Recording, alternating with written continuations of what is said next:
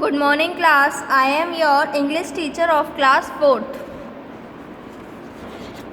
Today we will do the exercises of chapter number 5 which is on page number 29. Open page 29. Now you have to open your book. मैं exercise 1 by 1 कराती जाऊँगी. हर एक question आपको अपने hand to hand अपनी book में लिखना है. So open your book and take out your pencil. Book में कोई भी पेन यूज़ नहीं करेगा. You have to only use pencil on book and in notebooks also. Yes, first exercise is pick out pronouns in the following and tell their kinds. आपको क्या करना है, इसमें प्रोनाउन निकालने हैं, प्रोनाउन और उनके काइंड बताने हैं. तो इसमें क्या हुआ, पहले तो हम प्रोनाउन निकाल लेते हैं. तो है the king himself appointed him his courtier. जो किंग है उसने खुद ही अपने अपॉइंट कोर्टियर. तो क्या कर लिया, हिमसेल्फ हमारा क्या हो गया, हिमसेल्फ हमारा हो गया प्रोनाउन. लेकिन ये कौन सा नाउन हुआ, ये हुआ एम्फेटिक प्रोनाउन. क्यों हुआ, क्योंकि मैंने कल बताया था जब सब्जेक्ट के बाद हम कोई प्रोनाउन लगाते हैं तो कौन सा प्रोनाउन लगाते हैं, एम्फेटिक. तो हमने क्या लिख देंगे यहाँ पे, एम्फेटिक प्रोनाउन.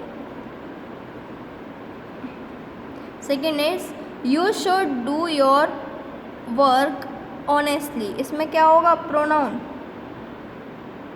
योर. तो क्या हो गया, ये कौन सा प्रोनाउन है, ये है पर्सनल प्रोनाउन. हमने पढ़ा था ना कल, first person, second person, third person. आपको टेबल भी याद होनी चाहिए.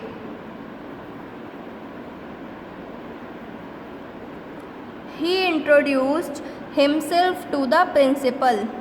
क्या आएगा यहाँ पे, हिमसेल्फ. और ये कौन सा हुआ, ये हुआ आपका रिफ्लेक्सिव. बिकॉज ये किसके बाद है, ये आपकी वर्ब के बाद है, ना कि सब्जेक्ट के बाद. तो ये हो गया आपका reflexive pronoun. Do it. Now come to page 30. One should do one's duty sincerely. तो ये इसमें क्या होगा, इसमें लिखा है वन शुड डू वंस. हम किसी एक इंसान को पॉइंट आउट कर रहे हैं लेकिन हमें पता नहीं है कि वो इंसान कौन है. तो ये कौन सा प्रोनाउन हो गया, indefinite.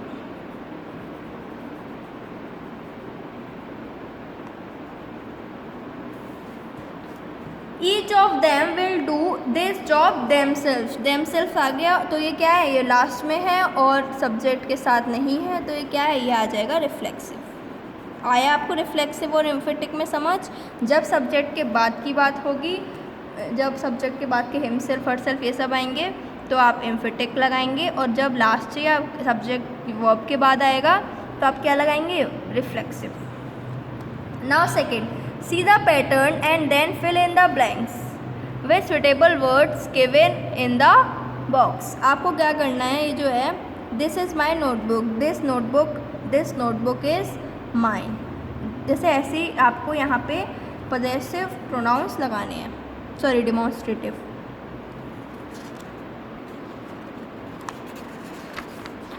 These are called possessive pronouns. यहाँ पढ़े थे ना हमने possessive केस में, वही हमें यहाँ पे लगाने हैं. तो ये this is my car. So this car is mine. मेरी कार है तो ये कार क्या हुई, mine. It is our gift. That gift a was, क्या आएगा इसमें से, सोचिए. दिस इज़ आवर आ रहा है ना, तो that gift was ours. These are their notebooks. These notebooks are theirs. That is his school. That school is his. These are her books. These books are hers. These are your shoes. These shoes are yours. Question के बीच में ही answer इसका छिपा होता है, बस हमें देखने की ज़रूरत है. एग्ज़ाम में ज़रूरी नहीं है कि आपकी हिंट आए. ओके, आ भी सकती है और नहीं भी आ सकती. तो you have to get ready in both cases. Third, tell whether the coloured pronouns are reflexive pronouns और एम्फेटिक प्रोनाउंस। आपको क्या करना है, आपको बताना है जो कलर्ड प्रोनाउंस है रिफ्लेक्सिव प्रोनाउंस है या फिर एम्फेटिक प्रोनाउंस है। तो पहला है द चाइल्ड कट हिमसेल्फ। आप सोचिए अपने माइंड में, फिर मैं बताती हूँ। You have 5 seconds time. First क्या होगा, द चाइल्ड कट हिमसेल्फ, ये होगा रिफ्लेक्सिव प्रोनाउन। रिफ्लेक्सिव प्रोनाउन क्यों होगा, क्योंकि ये क्या आ रहा है, ये आ रहा है वर्ब के बाद। तो हम क्या लिख देंगे यहाँ, reflexive pronoun. Second, the mad dog ran. Ran क्या है, हमारी वर्ब है, वर्ब के बाद प्रोनाउन आ रहा है, तो ये भी कौन सा हो गया, रिफ्लेक्सिव प्रोनाउन। ऐसे ये लास्ट में आ रहा है तो ये भी आपका रिफ्लेक्सिव हो गया, माई सेल्फ। ये किसके बाद आ रहा है, ये आ रहा है सब्जेक्ट के बाद। सब्जेक्ट के बाद आ रहा है तो ये क्या हो गया, emphatic pronoun.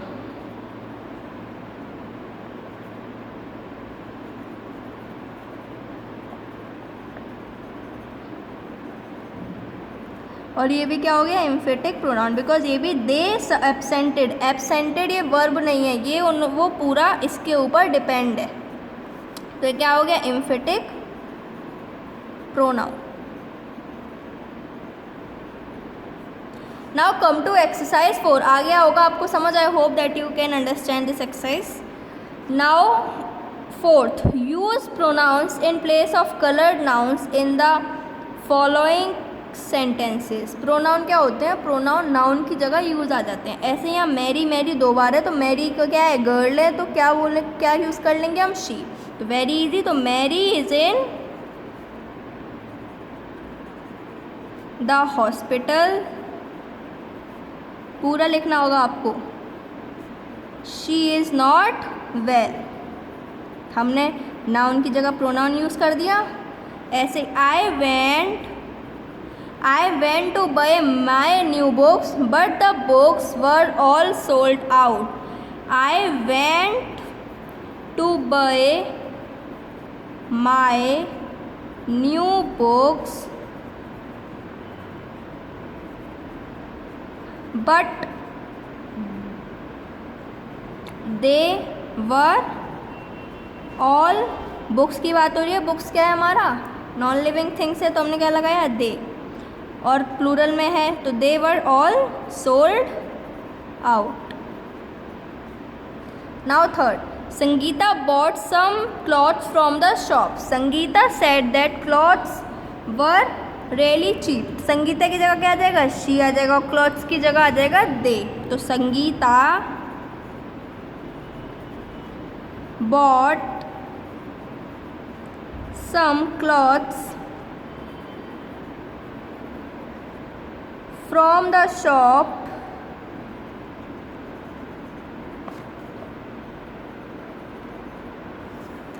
she said that,